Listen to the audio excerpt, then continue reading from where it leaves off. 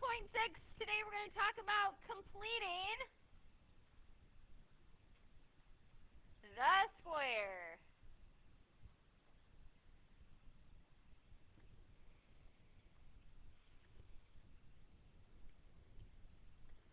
Completing the square. So we're going to be working with perfect squares today, okay? So I do, just to kind of lead into today's lesson, I want to start with an example of how we solve when we have a squared in the problem. So example number 1, very similar to what you do in 12 through 16. I'm just going to ask you to solve. And maybe it's something like 5x squared equals 100.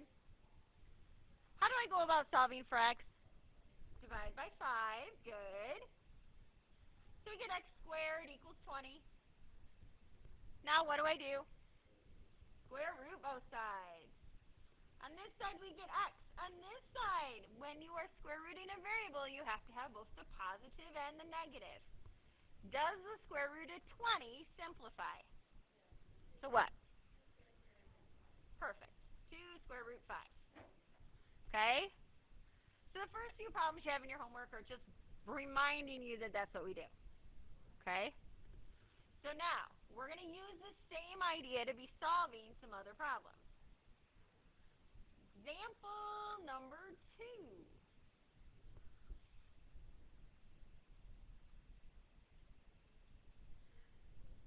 In example number 2, this is what you're doing for numbers 20 through 26. Okay?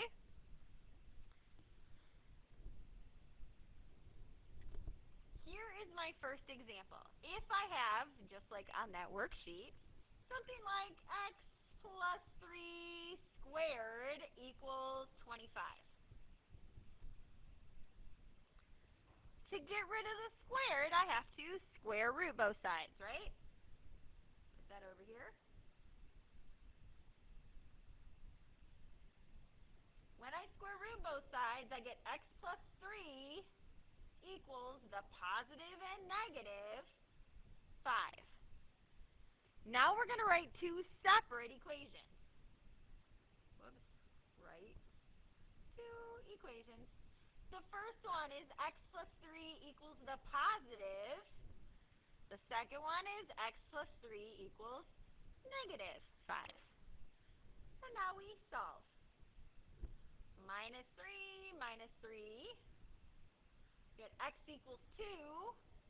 Minus 3, minus 3. We get x equals negative 8. So what did we just find? Yes, where it crosses the x-axis, right? We are solving for x, where it's crossing. Okay. So what if, though, kind of staying in that same section, we're going to add one step prior to this. Okay? So let's say I have something like x squared plus 6x plus 9 equals 1. On the left-hand side, I want to write this as a perfect square, okay? So I'm going to write it just like we did up here. Let's talk about how that works, all right? Okay, so on this side, if I were to draw my x, 9 goes on top, 6 is on the bottom. What are my sides? 3 and 3, right? So technically, that is a factor of x plus 3 times by x plus 3. Or another way to write that is x plus 3 squared. And that equals 1.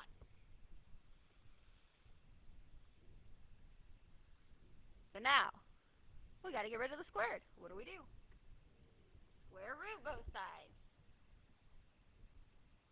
We get x plus 3 equals, what is the square root of 1? Good. So we get the positive and negative 1. Now we write both equations. X plus 3 equals 1, and x plus 3 equals negative 1. So subtract 3 from both sides. My first answer is x equals negative 2. Subtract 3 from both sides. My x equals? Perfect. See, this isn't bad at all, right? What tone?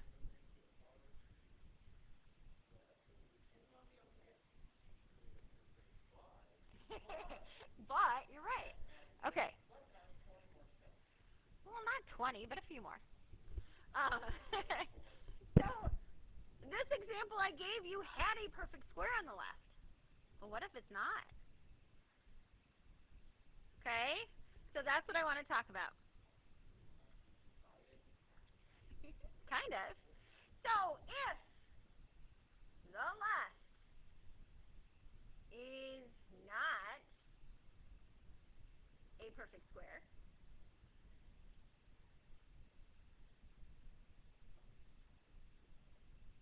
we're going to do what we call complete the square. Okay? So we're going to do a few of these so we get used to it. If I have the first two terms, x squared plus 6x, and if I want to complete the square, I'm going to put plus in a blank, because I need to finish up what it would make it to be a perfect square. Okay? So the easiest way to do this is to take the middle number and divide by 2 and square it. 6 divided by 2 is 3, squared is 9. It makes a perfect square. If I have x squared plus 4x plus blank, I take this middle number 4, divide by 2 and square it. It is 4. Okay, how about x squared minus 10x plus?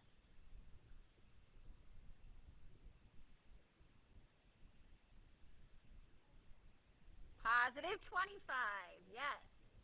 If we take negative 10 and divide by 2, we get negative 5, but then you square it. Okay? Pretty easy how to finish the square out, right? Now we've got to take this square and rewrite it. Write it as the factors times itself, right? So in this one, if I were to draw my x, it's 25 on top, negative 10 on the bottom. What are my sides?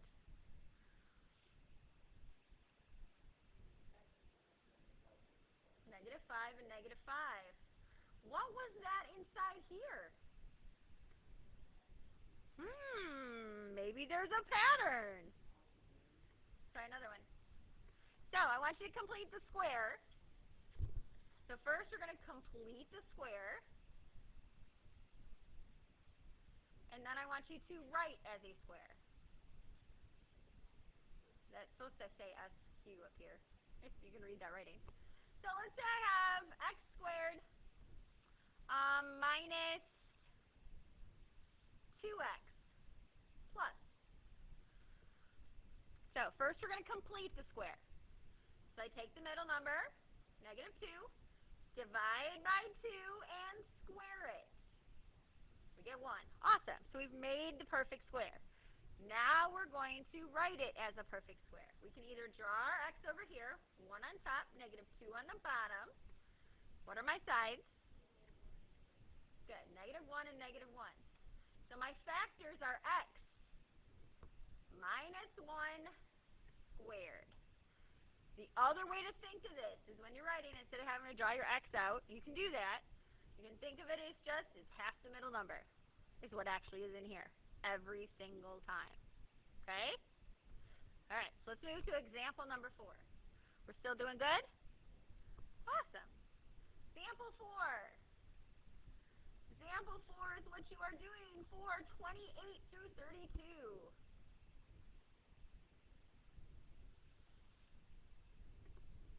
And you're going to be given, oh, it just says complete the square, sorry. Let me put the directions.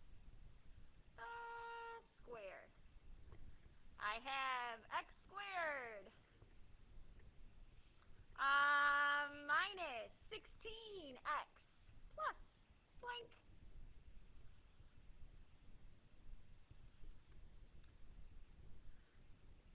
64 is correct. How'd you get that? So negative 16 divided by 2 squared, right, is 64. That goes in there. All you have to do for those few problems, 3 of them. All right, that's it. Good. Now, what have you noticed about all of my leading coefficients on every single problem I did today? They're all 1. We will not be completing the square unless the leading coefficient is 1. Okay? Saving that for next year. Okay? Alright, so let's try another one. So now we're going to put the whole thing all together. Everything we've done today, we're going to put in example number 5. Okay? So, and this is what you are going to do for 34 through 38. Alright, I'm just going to ask you to solve by completing the square. Alright, so here's the deal. Let's say I have x squared minus 12x plus 7 equals 0. So this is the problem you're given, right? If you're given this problem and you're asked to solve, the first thing you would automatically do is try and factor it. So I draw an x. If I draw an x over here, 7 on top, negative 12 on the bottom, can I factor that? No. Okay. So can't factor. So the next thing I'm going to do is I want to complete the square. To complete the square, remember I need this gone. So I'm going to have to move that to the other side. So I have x squared minus 12x plus, and I'm going to put a blank here, equals negative 7. Everybody okay with that? All right, now I'm going to complete the square. Good. Half of negative 12 is negative 6, squared is 36. However, here's the only trick today. If you add 36 to one side, you got to do it to the other. That's right. So I have to add 36 to this side as well. All right, so I'm left with, on this side, we're going to write this as a perfect square. So I have x minus, and again, you can put it in your x if you want, 36 on top, negative 12 on the bottom. It's negative 6 to negative 6. Squared equals, what's negative 7 plus 36? 29, right? All right. So now, here's where the fun begins. Any questions up to this point? Yeah, now we square root them. On this side, we get x minus 6. On this side, we get plus and minus. Does the square root of 29 simplify? So it's just the square root of 29. So now, all I have to do is add 6 to the other side. My final answer is going to be x equals 6 plus and minus the square root of 29. That's your exact answers.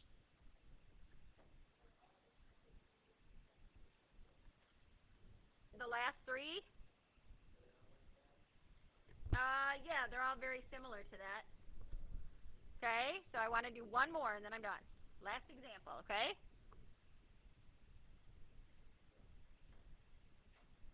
Alright, let's say I have x squared plus 4x plus 2 equals 0. Okay, so I'm going to subtract 2 to the other side, right? So I have x squared plus 4x. I'm going to put plus a blank equals negative 2. And you got to remember, you can put plus a blank on that side if it helps you remember. You got to add it to both sides. Okay? All right, so now we complete the square. Good. Square. All right, so we're going to add 4 to both sides. Everybody good where the 4 came from? Okay, so now I'm going to write it as a perfect square. Write as a square. So we take x plus half the middle number squared equals. What's negative 2 plus 4? 2. Good. Now how do I get rid of the squared? Good. We're going to square root both sides. On this side, the square root and squared cancel. I have x plus 2.